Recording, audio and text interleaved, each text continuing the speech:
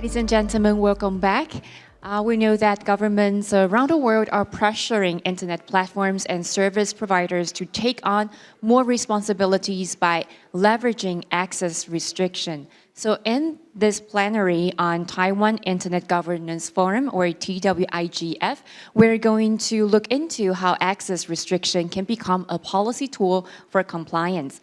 The moderator for the session is Dr. Kenny Huang, board member and CEO of TWNIC. I will now hand the floor to the moderator, Dr. Huang. Dr. Huang, the floor is yours. Okay, right. Thank you. Thank you, everyone. Good afternoon, everyone here, and also good morning, good evening for anyone who joined online remotely. Thank you for joining this section. First, I'd like to quickly introduce today's panelists. And luckily, we're missing one of the panelists. Okay, starting from someone who followed the sequence. The first one was Nathan Sakar Arum. She is the head of Freedom of Expression Division from SafeNet. She is joined online remotely. And the second one was Yifeng Huang, is a general counsel of TCA, and he is sitting next to me. And then the following one will be Charles Mock, a visiting scholar in Stanford Cyber Policy Division. Also, I believe he is a board member of Internet Society and was legislative counsel in Hong Kong before. And welcome, Charles. And the last one will be Guowei Wu. Okay, no need to introduce again. So, okay, starting from today's session, I will just follow the order. So, starting from Nathan Sakar Arum. She is the head of Freedom of Expression, and she is going to give in some initial thought from her presentation. Nathan, can I pass over to you? Okay, thank you. Hello, everyone. Thanks for the opportunity for me to share today. So based on our today topics, actually, I want to share about how the situation, how it's going about the internet restriction, and it's how it's affecting this digital rights and also the society in general. So maybe I will share a little slide actually just to visualize what I want to share with everyone here. So actually, I know like it's quite become common, like the regulation, it's become one of the tools where the government start to regulate and also to control how the internet is going in every country. I will speak on behalf of Southeast Asia or even Indonesia as one of the countries that we consider that we have that kind of like excessive and repressive internet regulation in our country. So yeah, as we know that in 10 countries in Southeast Asia, we already have this IT law and regulation. And then most of them are regulating about the access of the internet. I mean, we have that kind of blocking, filtering, internet shutdown. We also have the regulation about the freedom of expression. And then it's regulated more into like defamation, hate speech, blasphemy, false information, and so on. And then we also know that in the other regulation, maybe not in the law, but the other regulation like presidential regulation or even minister regulation, we also have this intermediary liability that require digital platform to do some takedown content moderation, or even like require all the digital platform to register to the government, and also the government asked the platform to do the blocking to some websites or some information in the internet. And then there are also like privacy and data protection, and also it's also something that also related to the gender and vulnerable groups in the IT law and regulation. And for the Indonesia itself, we have some practice that related to the access restriction. I mean, like in Indonesia, we have this kind of internet positive thing. It's happened since 2014. The government, Ministry of Communication and Information, actually has this kind of like regulation where every website that considered as negative, kind of like maybe pornographic, obscene, and then also like online gambling, and another website that it's considered negative to the government, it will be blocked. like everyone in Indonesia cannot access that kind of like the blockage from the government. And then we also have this internet shutdown. It happens in 2019. Maybe it's not broadly happens in Indonesia as general in Indonesia, but it's so specific and targeted to some region in Papua. As you know, in 2019, it's like there is a like mass protest related to the anti-racism in Papua, and then government try to like suppress the information distribution regarding this in Papua, and then they do this internet shutdown. It happens around 2 weeks in some region in Papua, but sometimes it's still happening until now, even though it's not that consecutively happen in every day, but in some in event or in some period, there will be an internet throttling or even internet shutdown in the specific area in the Papua. And also in the latest regulation that we have is like Minister Regulation number 5/2020, that this is a ministerial regulation that required all the ISOs, all the internet service operators that have the operation in Indonesia should register to the government. And then what happened? What happened when they not register to Indonesian government? Indonesian will like block and then the website. This happened like in 2022 where the government like blocked around 10 popular application or website in Indonesia, and then it also like trigger a lot of like protests from the community, because it's affected them directly. They cannot access the PayPal, they cannot access the fund, and then they also cannot access the game thing. I mean, like that's the entertainment that they supposed to have when they get something about themselves. And of course, we think that this kind of restriction, this kind of limitation is also considered not that objective, because this kind of like a procedure and then this kind of like regulation is not clear enough. And then we as a society, we never know what kind of content that exactly government want to be blocked, or what kind of like negative content they think it considered as negative.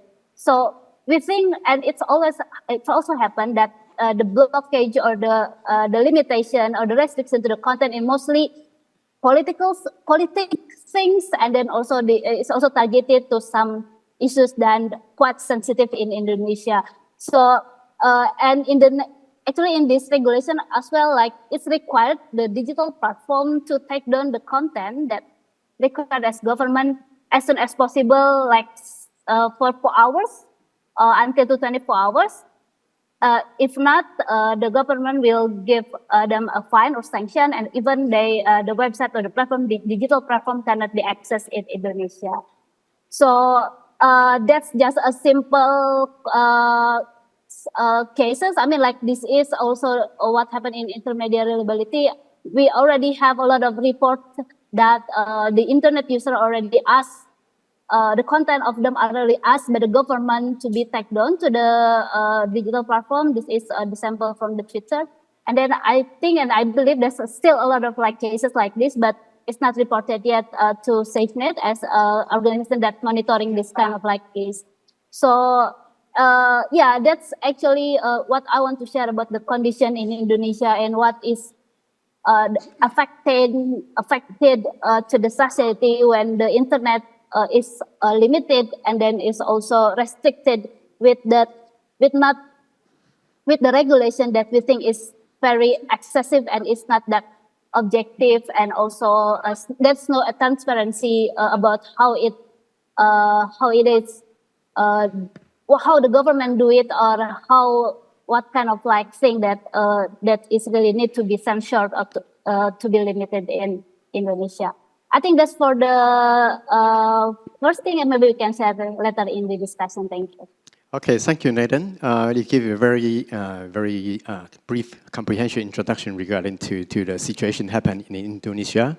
So I pass over to the next speaker, Yifeng Huang. He's going to give a more very complicated legal situation comparison in Taiwan. Hopefully you have a legal background to understand what I'm trying to address. Okay, right, pass to Mr. Huang. 大家午安。这几天大家应该听了很多的英文，容许我用中文来这边做这个我的分享。Good afternoon, ladies and gentlemen. I'm sure you have been hearing or listening to English presentations over the past 2 days. So please allow me to give my talk in Chinese. 我有一个身份是台湾的 ICANN 网络内容防护机构的执行长。那这个机构主要是在处理网络上面有一些儿少不宜的内容。One of my roles is the CEO of ICANN, and the function of ICANN is to address content on the internet that is harmful for the children and youth. 所以我首先针对台湾立法趋势的部分，我先来分享几个在台湾儿少保护的一个重要法规的一个进展。Today, I'm going to address you from the perspective of Taiwan legislature in the area of the protection of children and youth welfare and rights. 那一个是比较根本的，是我们在儿少权法，它有一个，如果说网络上面有些的内容是儿少不宜的内容，那这个部分的内容，平台如果它可以有自己有防护，那如果这些内容不宜，那经过主管机关的通知之后，那他应该做一些有关于这些限制浏览、截取。The Protection of Children and Youth Welfare and Rights Act is a fundamental legal framework here in Taiwan. Basically, this legal framework addresses inappropriate content available online. So once upon the competent authority informs the platform about the existence of such inappropriate content, then based on the purpose of protecting children and youth, the platform has the obligation to remove or have restricted access to this inappropriate information or content. 那在这个法律的规定下，其实业者平台有比较大的自律空间。那 ICANN 在我们 NCC 前主委的这个协助之下，当初我们就积极去把一些有关儿少不宜的内容去做分类，让平台当他知道有这些不宜的内容的时候，他怎么去采取防护的措施，也就是它落实的就是网络治理的概念。With this legal framework, the platforms actually have a pretty big room for self-discipline. So with the assistance of Chairman Jan of NCCC, ICANN was able to basically classify different types of inappropriate content online so that platforms have a better understanding in terms of to address which type of inappropriate content, what types of actions the platforms should take. So this is basically about self-discipline. 那前几年因为韩国N号房的事件，还有台湾深伪技术，造成大家对这些所谓的私密影像外流的种种的问题有相当大的关切。In previous years, because of the incident in Korea as well as the deepfake issues in Taiwan, a lot of people are raising their attention and awareness of the inappropriate access to intimate images or videos. 所以呢，我们在立法院在今年的年初，它就通过了2个重要的法律，一个是儿少性剥削防治条例。一个是性侵害防治条例。In light of this, the Legislative Yuan of Taiwan at the beginning of 2023 promulgated 2 important legislatures. One is the Child and Youth Sexual Exploitation Prevention Act. The other is a Sexual Assault Crime Prevention Act. 那这2个法律呢，基本上如果我们来看，一个是比较针对儿少性私密影像的这个部分的保护，一个是比较针对成年的。那它有一个重点就是说，当这些平台如果接到了，比如说网络内容防护机构、警察单位、主管机关或者其他政府机关的通知，有这些问题的内容的时候，它就必须做什么？它就必须要去做这些限制浏览或者是移除的动作。At a higher level, the Child and Youth Sexual Exploitation Prevention Act addresses private images and videos of children and youth, whereas the Sexual Assault Crime Prevention Act addresses private images and videos of the adults. So if the content protection authorities or regulators or police agencies inform the platforms about this kind of violation, then it is the platform's obligation to restrict access or remove the content or web pages that involve in such violation. 那这些移除或者是限制浏览的这些的资料，你必须要保存180天，来让将来这些侦办单位他们来调阅。The crime-related web page materials, as well as the personal data and internet usage records of a suspect, shall be retained for 180 days and shall be provided to judicial authorities and police agencies for investigations. 那从这两部法律的规定，其实我们慢慢就发觉到一件事情，其实业者自律的空间越来越小，因为当你接到通知之后，你的必须要及时去处理这些。去做限制浏览或者是移除的动作。If you look at the core of these two acts, you will realize that the room for self-discipline of the platforms is actually getting smaller because upon the notice of such violation, within certain time limitation, these platforms are obligated to either have a restricted access or to remove the content. 那另外，在前2年，台湾在 NCC 在定数位中介服务法的时候，也有相关的规范。它对于平台呢，它赋予它对于违法的内容，它必须去做这些移除或者是限制截取的规定。A couple of years ago, NCCC tried to launch a Digital Medium Service Act, which is also about the regulation for the platforms to have such obligation to either have restricted access or remove the content that's violating the law.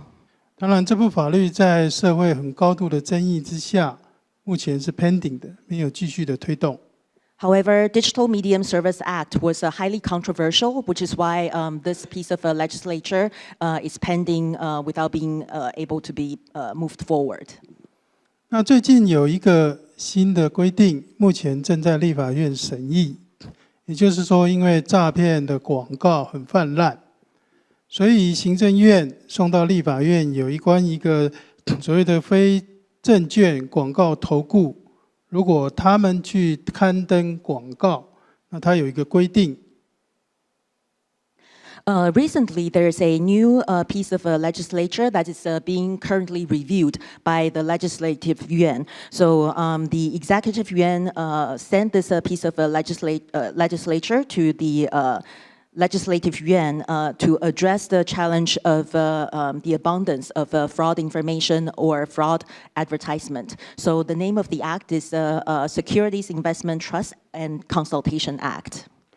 当你知道了这些有问题的广告在你的平台刊登的时候，你必须就要立即移除，要限制浏览、停止播送，还有其他必要的这些处置。如果没有做，你必须要负连带的赔偿责任。The platforms are required or mandated to remove or have restricted access to such advertisement or information on their platform once they learn that there's such fraud information being broadcasted on their platforms. If the platforms fail to have this restricted access or removal, then there will be collective damage obligations of the platform. 那这几个法律的一个趋势，其实基本上我们可以越来越明显的看得到，就是自律空间越来越小，那问题越来越多，但是平台它在面对这些问题的处理的困难度也越来越高。我想我先分享到这边，那它其他相关的几个问题，我第2轮再来做一些的分享。So if you look at the trend of legislation here in Taiwan, you will see that there's less and less room for the platforms to have a self-discipline. And there are more and more challenges and issues for the platforms to address, and the challenge is actually getting bigger. I think I will just make a stop here, and I will share more in the second round of discussion. Thank you. Okay, thank you, Yifeng Huang, provide a very detailed design and detailed explanation about current legislation situation in Taiwan. So I need to pass over to the next speaker. That will be Charles Moore, who is joined online. And Charles currently is a research fellow and also working in the Stanford Cyber Policy Center. Charles, the floor is yours. Thank you very much, Kenny, for having me. Unfortunately, I cannot be in Taipei, so I'm doing it 1 o'clock in the morning right now, so I hope I don't fall asleep. But let me try to share my screen so you can see the screen. Okay, so I want to quickly go through and follow up on some of the things that Leland and Mr. Huang talked about. I think it's very good that they have shared what's been happening in Southeast Asia, in Indonesia, and also in Taiwan. And quickly, I want to say that what we're looking at is censorship, and censorship is almost like as old as IP address and DNS.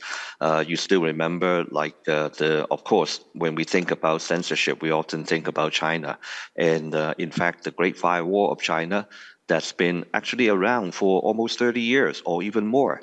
What do they do? What did they do from the beginning? They use a number of techniques, including DNS injection, including packet dropping, including DNS poisoning, and so on. So these are all actually DNS related. And of course, these days, they sometimes also use packet inspection and so on, but that is relatively targeted and also relatively expensive in terms of the cost. So DNS, using DNS as a means to carry out censorship is almost as old as the internet itself. And secondly, and also this is pretty much the main way that this has been done. Now, I want to share very quickly a view from a long time ago, more than 10 years ago, from an internet pioneer, Paul Vixie, the famous Paul Vixie. What happened was in 2011, he had one article that he actually talked about these DNS blocking techniques, including DNS RPZ and so on. So his view at the time was that actually, if for people, if it is a relatively, well, if you can read what he has been saying, basically he was saying that when there is certain DNS blocking, if the user's interests are aligned with the ISP's interest, for example, you want to block some bad content, including, for example, malware, well, usually there's no disagreement, right? But on the other hand, if there is a blocking that would take away some of the things that the user actually want. For example, take away pirated movie. Some people actually want them. So if that's the case, then actually it's not difficult for the users to just use VPN and so on to get around it. So his view at the time was actually quite optimistic. And he was basically saying that there's no need to mandate blocking of domain names that users would find harmful, because the invisible hand of the market would automatically take care of the matter. Well, that was a little bit optimistic. What is happening right now is that actually censorship has become access restriction. It's the nicer name, but in fact, many governments are doing it, not only in Asia, but all over the world. I give you one example over here, which is what you can find it online, which is what the United Kingdom, Britain, is doing with something that is called the protective DNS. What is happening is actually this is a service that the National Cyber Security Center is providing to government departments, official agencies, and so on. So they can actually use this service, which will protect them from harmful websites. So, well, this is one example, but this is actually not available to the private sector, to the public, only for the government. But how did they do it? Well, basically, they use DNS blocking. They use DNS RPZ and basically would augment the DNS system that each department is running to make sure that they help them screen out all these harmful websites, mainly malware and so on. So so the nice guys do it, right? The good guys also do it for a good purpose, right? But unfortunately, I think as Lyndon has been telling you, there are a lot of actually more authoritarian governments that are beginning to use this as a way to block out content that they find undesirable. What happens to my home city, Hong Kong, was that in fact the national security law now since 2020 is requiring ISPs to block access to website. This is for the first time in Hong Kong. Before this, actually, we didn't have anything like this. Like the chart that Mr. Huang showed, we didn't have anything like that. But right now, actually, the National Security Police can go to any ISPs or social media company and tell them to block certain IP address, website, or particular content. Now, how do they do it? That is actually a question that is often asked. First of all, we have to understand that this is a secret operation. Basically, if you ask whether or not, I cannot go to a website, and if you ask, why is it? You ask the police is not going to tell you whether they say it was because of an order from the based on the national security law. The ISP cannot tell you, but it is believed that many ISPs are actually using DNS blocking, IP address blocking, and DNS RPZ techniques to do it. And in order to entice more ISPs to cooperate, in fact, since 2023, ISPs are incentivized with a safe harbor provision so that they are relieved of their liabilities if they comply. But of course, if they don't comply, they will have liabilities. So this is one of the things that the government tried to make more ISP more willing to cooperate more quickly. And unfortunately, I believe that there will be more attempts with local legislation to empower the government to remove even more websites without even invoking the national security law. For example, the cybercrime law, cybersecurity law, misinformation law, and local version of the national security law. These are all on the table right now. So within the next 1 or 2 years, they will be very busy in Hong Kong implementing all of these laws. But this is a trend that is happening all over Asia. In fact, all over the world. It can even happen to the US. Now, this is one headline as an example. In the state of Texas, they are talking about a particular state law that will make it illegal for abortion websites to appear in the state.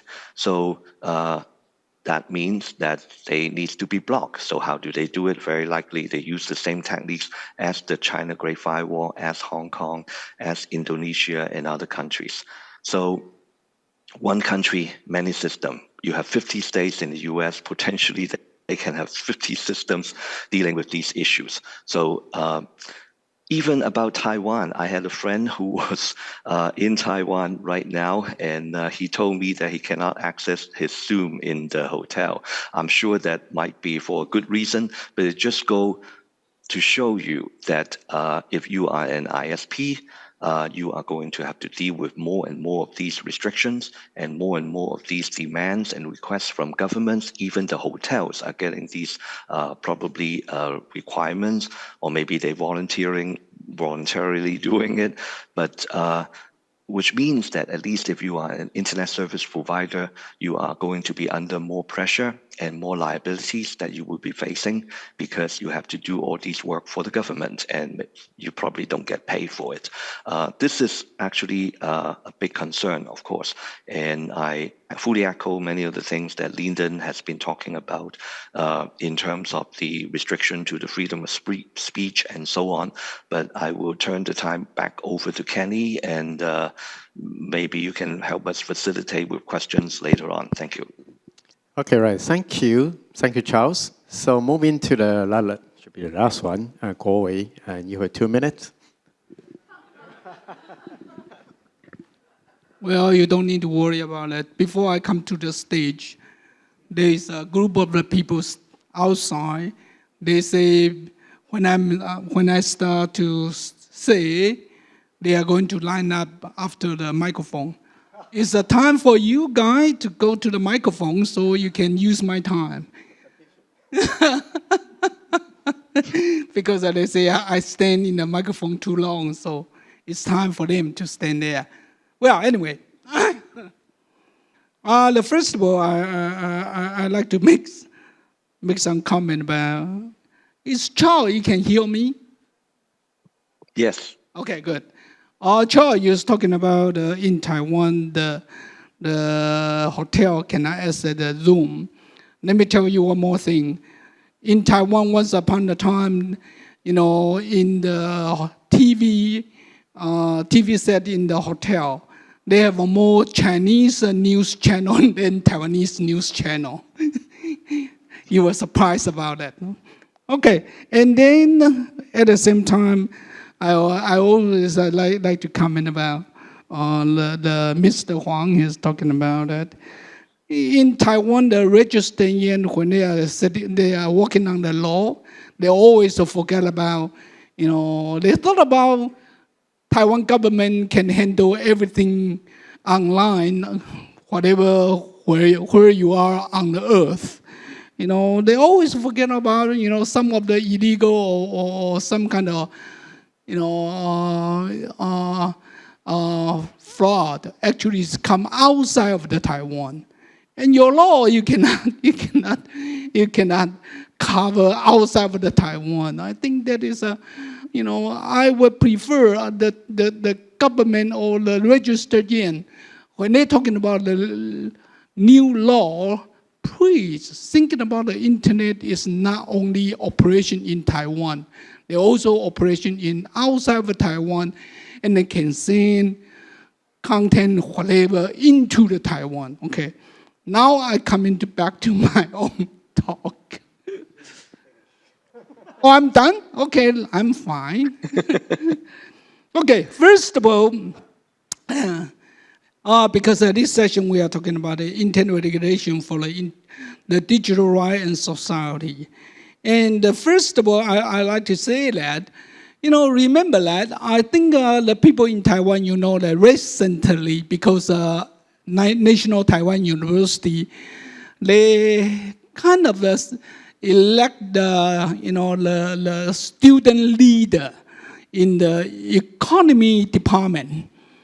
And now the Taiwan actually began to, in the website, on the line, a lot of people began to talk about freedom of the speech. And one of my friends is a law professor. He said, don't think about freedom of speech mean it's a without condition. So first of all, I like to say that, when you are talking about it, remember, freedom of speech is with condition. It's not without a condition. And then I coming back to look at the beginning of the internet, in the 1996, 1997.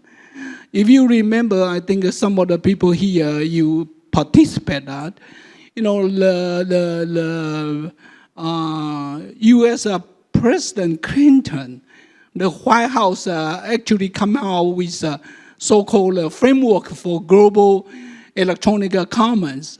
And during in the statement, they actually, Ira magazine is continue saying the self-regulation, they want the government don't act too quickly.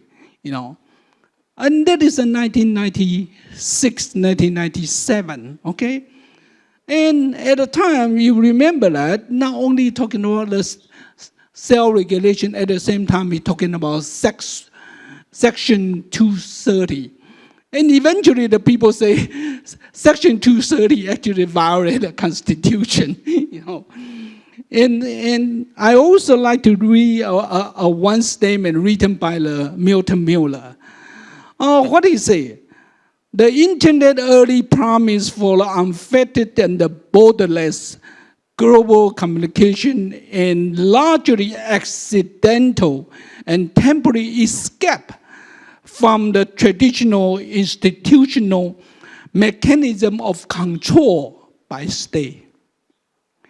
What that mean is today we are really in a very interesting age. We have a self-regulation here. Then we have a strong government regulation like China, regulate everything on the other string. And now we are thinking about how we can balance the self-regulation and the strong government regulation, and how we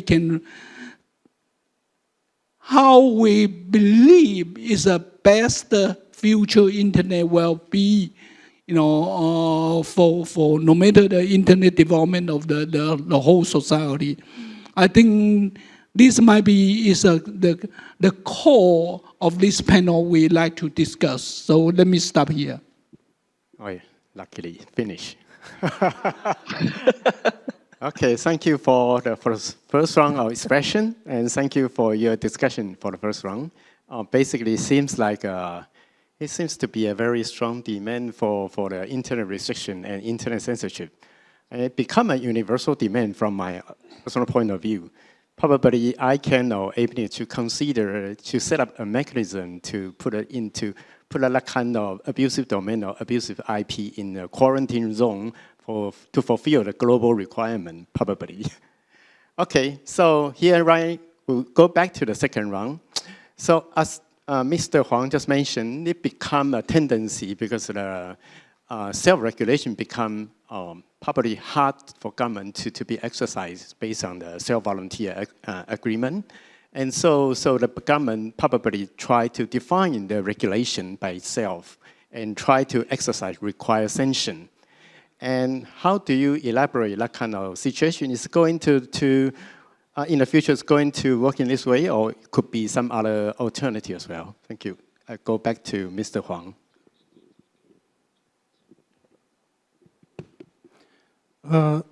刚刚谈到就是说，这个智力空间越来越小。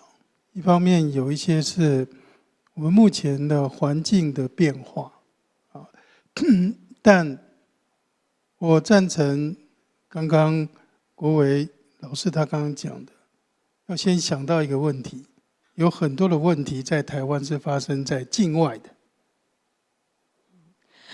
Yes, as I mentioned about how the room for self-regulation or self-discipline is getting smaller and smaller, very much due to the changes in this environment. And also, I very much would agree with Mr. Wu about how many of the issues that we see here within Taiwan are actually happening outside of Taiwan.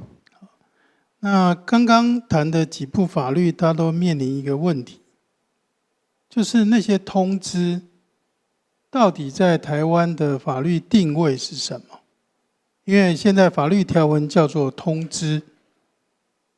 对。Regarding the acts or laws, like I mentioned earlier, once the platforms receive a notification from the competent authorities, then the platforms are required to take certain actions. Then the question is about what is the legal position of these so-called notifications or notices? 因为这些通知有时候可能会是错误的通知内容，那有的时候这些通知可能不明确，平台在处理那些有问题的内容的时候，它到底还有没有判断的空间？ Sometimes the notices may be false, and sometimes the notices may not be very clear. So when handling the so-called inappropriate content or content violating the laws, does the platforms have room to make judgments by themselves?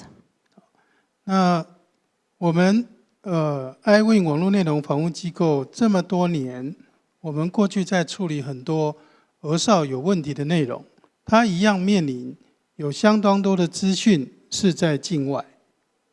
When dealing with inappropriate content about youth and children, ICANN also faced with a challenge, which is much of the content actually happened in outside of the jurisdiction of Taiwan. 所以我们2个方式来处理，在境内的部分，我们透过很多的跟平台业者、不同的 NGO 团体，甚至政府单位，大家沟通一个处理的原则。So there are 2 approaches that we take. One is we work with the platforms, NGOs, and government organizations in Taiwan. We sort of formed a platform or a mechanism, if you will, to communicate with each other to identify the principles to approach this inappropriate content. 当符合这些原则的时候，平台多数他们会自律的去针对这些内容做处理。它的前提就是自律。So we have these principles as the guideline for platforms. So once the platforms learn about the inappropriate content and these content fulfills the principles or the guideline, then the platform will take initiatives to remove or have restricted access to the content. So this is what we call self-regulation or self-discipline. 当这些的 data 这些资讯是在境外的时候，那我们在处理的过程是会去跟境外平台做联系、做沟通。When the data source is outside of Taiwan's jurisdiction, our approach is to approach these platforms and communicate with these platforms. 那比如说，现在在儿少如果是性私密影像的部分，几乎世界大部分的国家都共通的去针对儿少做保护，所以那部分的处理，其他境外的平台配合度都比较高。When the content involves sexually intimate content of the children and youth, basically it is pretty universal in the international society where all the platforms around the world have the same approach, which is to just remove the content. So for these types of content, it's rather easy to communicate with these platforms and have universal approaches. 那其他的部分就要看那些违反的行为是不是落入平台本身自己的所谓的使用规则。For other types of content, then we have to judge whether these types of content falls within the principles of the platform in terms of to see if they qualify as inappropriate content for the platforms to remove. 那最近因为诈骗的这些讯息跟案件，在台湾被高度的重视。In recent years, the fraud incidents and information have received a lot of attention in Taiwan. 我知道在政府部门也在研究，他们想要透过 TWNIC 的这个 RPZ 的这个机制，去停止解析这些的内容。I understand that the government is trying to take the RPZ approach of TWNIC to see if they can have a mechanism to stop the resolution of this type of content.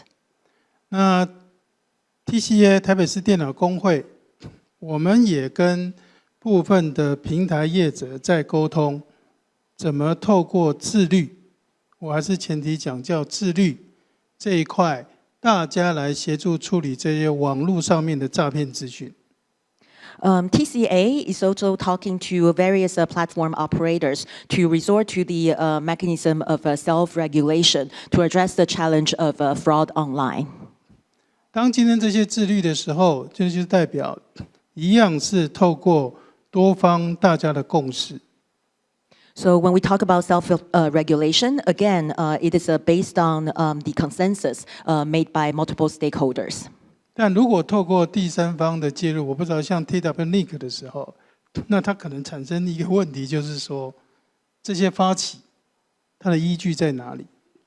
Then should there be the intervention from the third party, for example, TWNIC, then we will need to talk about the issue of legitimacy of these initiatives. 但这些确实在现在，不论是政府或民间，真的在讨论这个议题。So again, this is a very important topic that both the government and private sectors have been having a lot of discussions over. 那从我所了解的产业平台的顾虑是，这些通知的依据在哪里？这些讯息的内容是否准确？再来，他有没有判断的依据？如果他迟延做处理，他会得到什么样的处罚或者是效果？ So based on my understanding, the concerns of the platform operators is about the accuracy of the information in the notices and also the legitimacy of these notices, as well as if there is a objective criteria for the platforms to judge whether this content is really violating the law. And also, what is the legal power of, what is the ability of these platforms to perform such kind of things to remove the content, and what types of punishment will there be if actions are not being taken? 因为对于平台，它在处理这些资讯的时候，它一方面要面对它可能所必须承受来自政府的压力，或者是法律的压力，但一方面它要去面对它的 customer、它的客户、它的使用者。 所对他的这些消费的这些争议。 In a way, the platforms are being caught in between the government and its customers. So the platforms is under the pressure of the law as well as the government. On the other hand, the platform also needs to address the controversy from its customers about these kind of behaviors or actions. 这个议题在现阶段是必须大家共同去 讨论跟理解的。那以上就是我做这部分的分享。 So these are the issues that we need to think about and have discussions. With that, I conclude my comments. Thank you. Okay, thank you, Mr. Huang. Mr. Huang introduced the legislative tendency in Taiwan, especially most of users in Taiwan probably using the platform that was global provide a global platform. But by doing that, that means the local authority probably doesn't have the right to access the user data or access the criminal data by the local authority. So that caused another new question that would be, because of digital divide, that could be caused justice divide, because we don't have the data, we couldn't do the criminal due process. So we need to find alternative how to how to mitigate that kind of cyber crime. So like, I think that's the difficulty from local government and local authority as well. And Charles, Nenan, I'd like to move over to you. Can you talk about legislative tendency in Indonesia or any specific action that was probably we can take it as for reference? Thank you. Thank you. Actually, it's quite similar with the previous speakers that in Indonesia, the civil society organization actually have this kind of coalition that we try to be like to have a bargaining position to the digital platform. I mean, like we need to balance the power between the digital platform, the government, and the civil society. Because in Indonesia, like right now, we always think that digital platform and the government is have more power than the civil society. Even though we know that the content moderation or even the content censorship and limitation will be affected to the society, but the voices from the society is not yet accommodated by those two powers. So now what we do in Indonesia, actually, we gather all the civil society that have the same concern regarding this content moderation.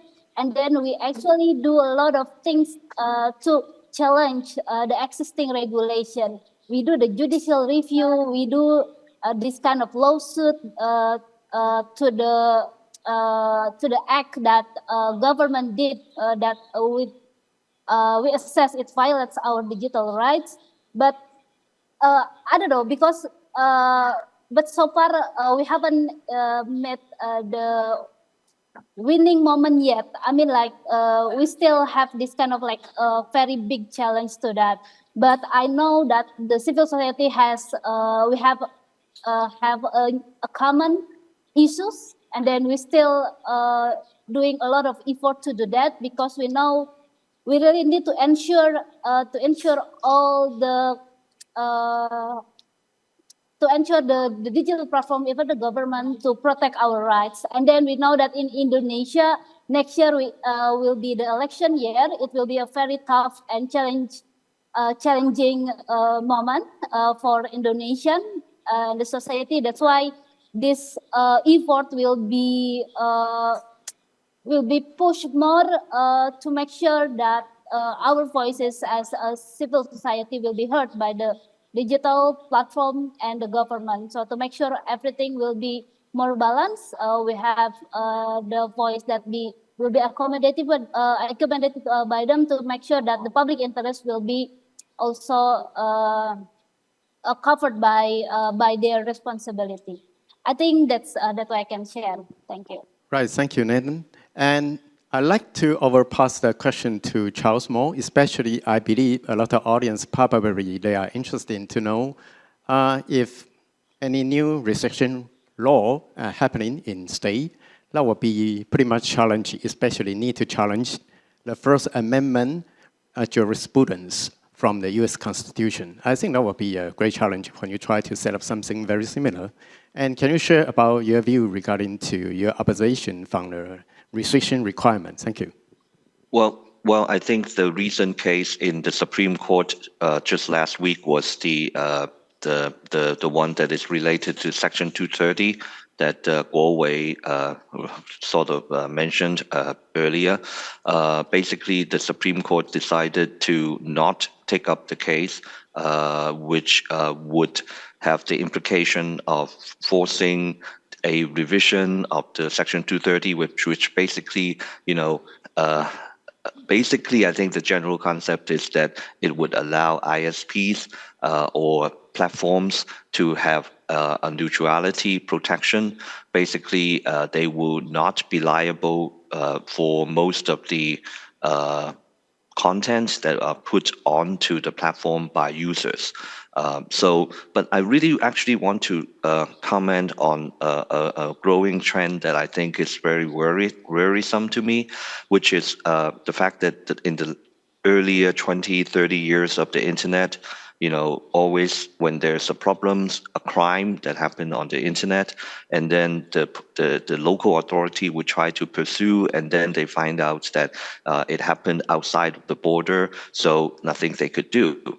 So right now, the trend is for all these countries to set up laws with extraterritorial authority. That means that on paper, the law would say that they have power to exercise this law all over the world, outside of the border of that particular country or territory.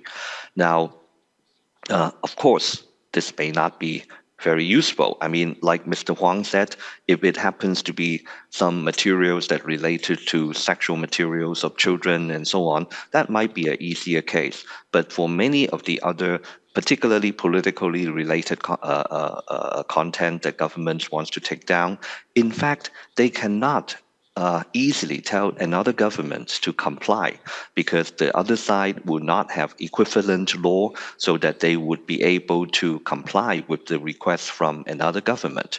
So in those cases, what do? They basically go back to blocking of the website for their own country, which to us, the internet community, would be a huge threat of fragmentation of the internet. So that is one thing that we are very worried about. But on the other hand, there are also numerous examples of illegal websites that are in existence in, let's say, that cannot be dealt with within the country. So many times there's nothing that we could do. For example, I know of websites that are putting up personal data of people in Hong Kong, and these are websites that are put into Russia or other countries and so on, and there's nothing we could do.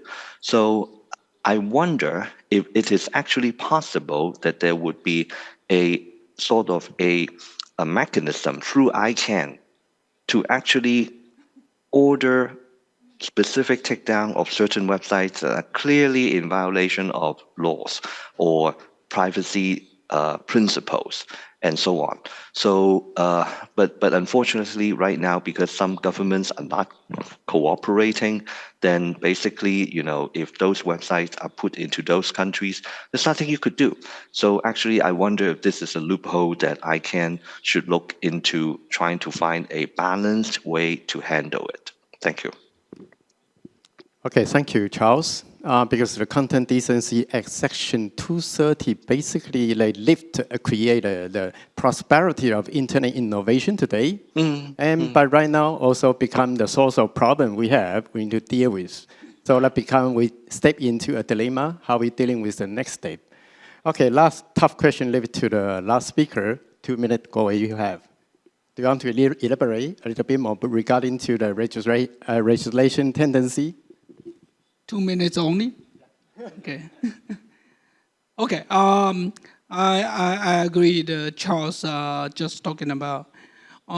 Such a situation actually happened in Taiwan, even worse. You know, if that is regarding with political, political arguments, because Taiwan is not a single voice, so we have a really divided political group in Taiwan. So if you try to take off this kind of the statement, then it's really, that is one of the possibilities. You maybe can do it by some kind of the law, but then you will be polarized another group of the people very angry. And it's similar like in the United States. The whole society is divided by Democrat and the Republican. And in Taiwan, it's a kind of the DPP and KMT or whatever similar. You know, so I think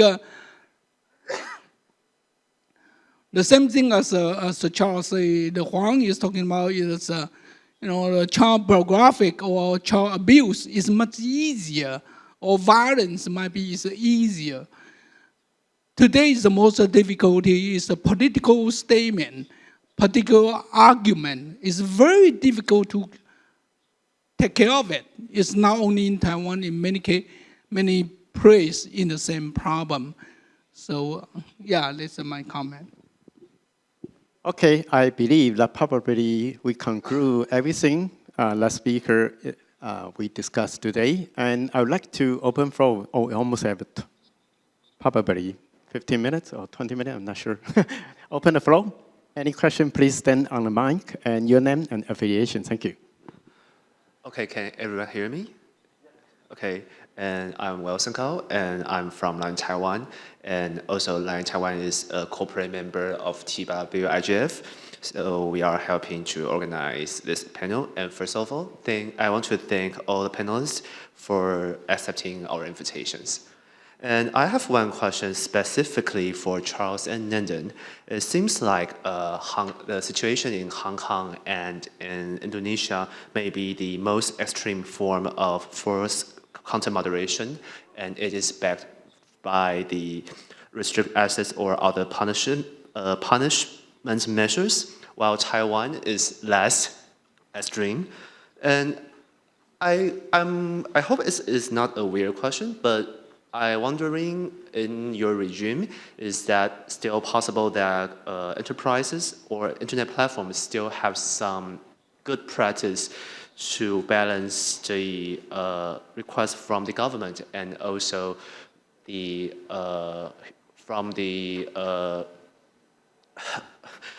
to fulfill the demand from the good civil society? Or I can ask the question in a reverse form, that is there any red lines that internet platforms shall not cross, even under the request from the government? Yes, I know there must be some ambiguities when running the self-regulation mechanisms in whatever regimes, just like Mr. Huang just elaborated in Iwin's experience. But I'm wondering, is there any suggestion from your experience? Thank you. Okay, thank you. Charles, I believe that belongs to your question. I'll try to briefly answer that question. It's a very good question, but it's very difficult to answer. I think if you try to find a red line, it is. I can think of probably okay. If there are any red lines at all, first of all, the red lines are probably not drawn by the platforms or the ISPs. They are drawn by the government. And unfortunately, if you have an authoritarian regime, you just don't know where the red line is. Usually they wouldn't even tell you very clearly. And you would only find out when, after the fact, and so on. So that's the first point. The second point is it really depends on who you are. If you look at some of the global platforms, if you're looking at companies such as Meta, Google, Microsoft, and so on, to be honest, because they are a global platform, sometimes they have a little bit more leeway when they operate in these countries. Now, even, of course, that might be changing. You see many of these companies getting into big trouble, even in Europe, right? Meta was just fined $1.23 billion for data violation. But even for content control, you see them getting into trouble in countries such as India and so on, right? So it's becoming more and more common for them. But still, in the case, let's say in Hong Kong, you can still see, in some ways, some of these big platforms having a bigger leeway, like Google in some recent cases and so on. They basically do not comply with the government requests, and they can still get away with it. But if you are a local internet service provider, I think it is going to be very difficult. So basically, they just have to follow the order, because it is law. It is the local law. They have to follow it. So I'm sure that they would want to make sure that they can balance the freedom of expression as much as possible. But I guess all they can do is to make sure that the authorities coming to them have the right legal request. And in the case of Hong Kong, I don't think they need a court warrant anymore. The police can just order the takedown. Unfortunately, in the older days, they probably need a warrant, but right now they don't need to go to the court anymore. So unfortunately, that is the reality. Okay, thank you, Charles. And we have Q over there. Your name and affiliation? Yes, I'm Chen Pen from Suzhou University, Taiwan. And I'd like to ask about a problem that happened in democratic Taiwan. That is lots of online platform. We got some content that will be moderated by this platform company by themselves. And for lots of times, I can see that some content will be deleted or moderated by this platform by mistake. And I think for most of people in this venue will be agree that this platform should be more collaborate and may have to be transparent with their terms of service, like how they moderate their content. So by a lot of issues with the Digital Service Act this year, and what do you think that the process to develop the law or the act of DSA should be improved to prevent a lot of criticism to the content moderation and the cooperation with the platform and the government? Okay, right. Thank you. I think Mr. Huang Lao, you will be the best person to respond to the question. Or after you, Public Global, you want to come out? 我用一个例子先来做一个回应。在我印象中，应该3年多以前，那时候因为不实讯息的问题，在台湾也是很多的关切。那当时呢，我们就跟几个平台的业者，大家有过一个自律的公约。那里面有一个精神很重要，就是透明度。我平台在做审查，或我平台因为某些东西你去做了这些的要求的这些删除等等，它必须要年度要有一个透明度报告，让大家可以去 check 它那个落实的状况。这是一个例子，也就是那是需要一个所谓的怎么透过组织去发动跟大家沟通，来做一些的自律的行动。那最终的精神是显现在您刚刚一直在提到的透明度，这是一个例子。那Thank you. Yes. Thank you for the question. Let me address your question by giving you an example. About 3 years ago, there was a big concern about fake news in Taiwan. And back then, we had a discussion with a group of platform operators. And we formed a consensus and to address transparency, actually. Actually, in that consensus, transparency was the core or the key in the consensus. And we know that platforms operators would perform censorship, and on an annual basis, we would like to see a transparency report published, so that we have visibility in terms of what actions have these platforms taken to address the issue of fake news. So this is just an example to show you how platform operators can actually group together or work with each other and form this consensus as a guidance of their behaviors. 那刚刚你有提到 DSA 这个问题，我想当初国内在谈数位中介法的时候，产生很多沟通上的一个争议。我认为有一个地方，必须要先去说清楚，就是说，在那个时候讨论的时候，我们有跟相关的业者大家做过一些的沟通，因为平台或者一般的产业，他知道许多人不相信平台会自律。原因是因为自律这2个字很抽象，做到什么样才叫自律？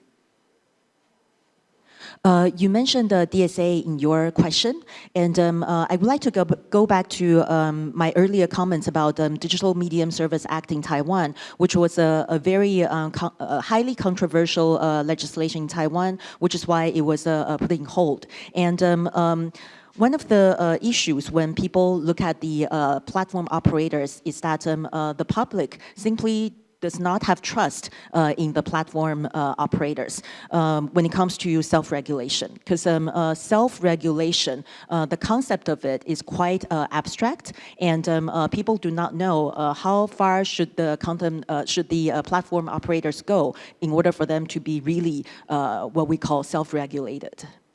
所以那时候我们在很多一些业者，大家在讨论的时候，也曾经有另外一个看法，就是说，其实政府你可以告诉产业，告诉一般的业者，那什么叫自律的空间？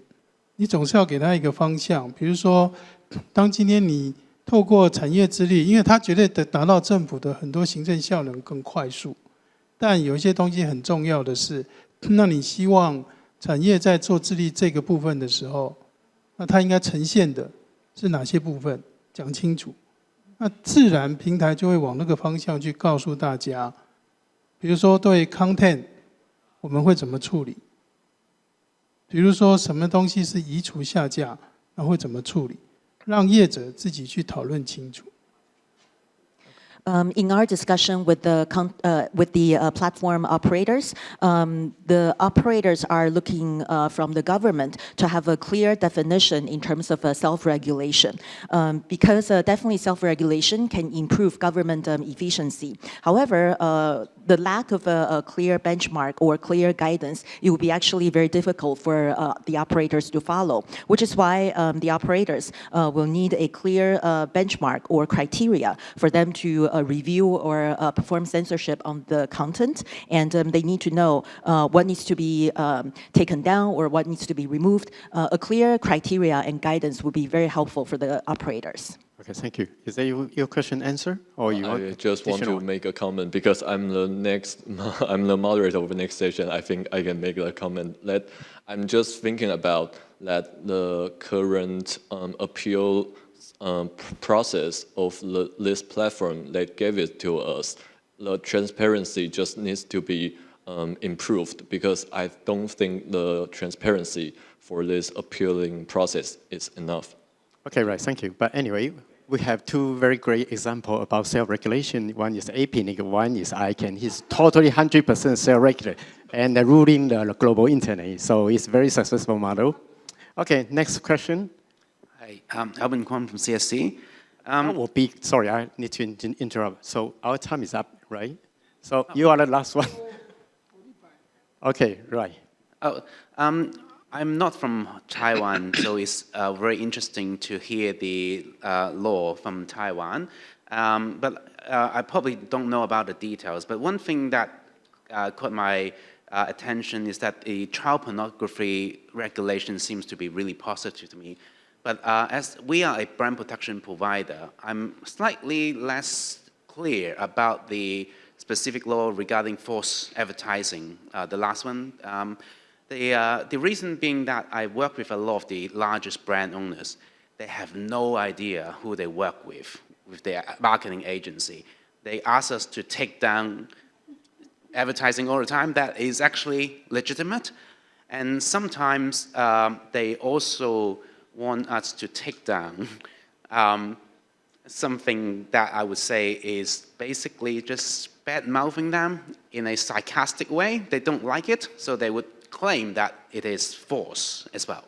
Now, I think in that sense, we would come into some kind of conflict of interest. And if I'm not hearing, I don't know the details of the law, but it seems to me that that particular law seems to have a more conflict with the Section 230 principle that we talk about.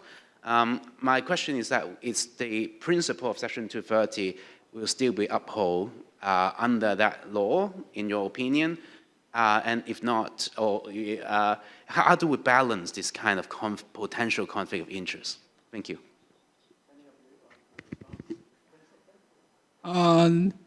You can talk to the two lawyers over here. She can tell you. But basically, let me make it short.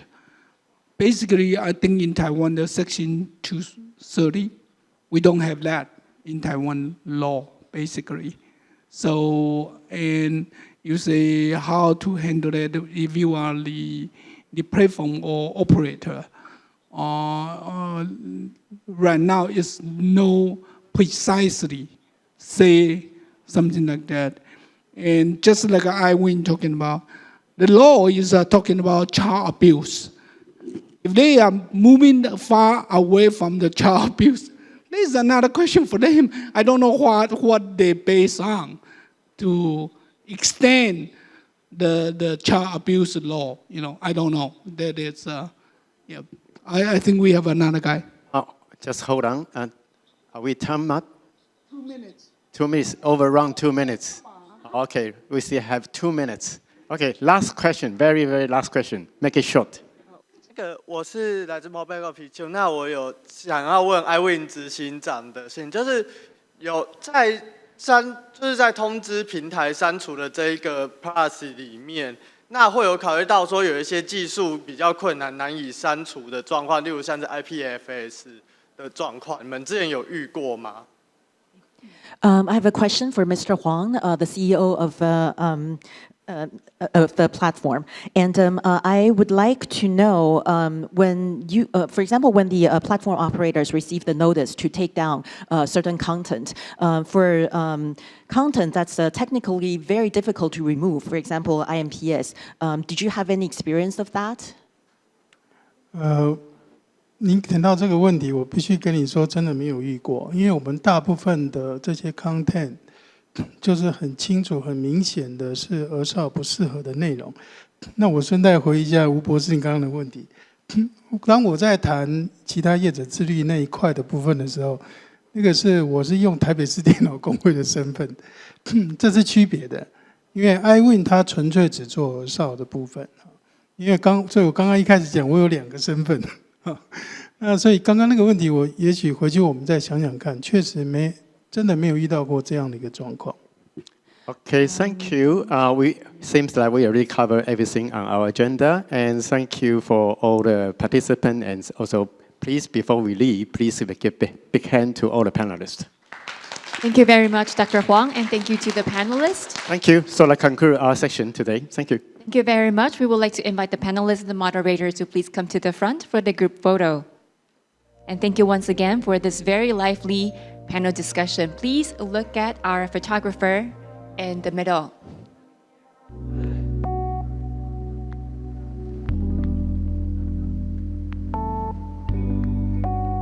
Today. Thank you. Thank you very much. We invite the panel moderators to the front for the group photo.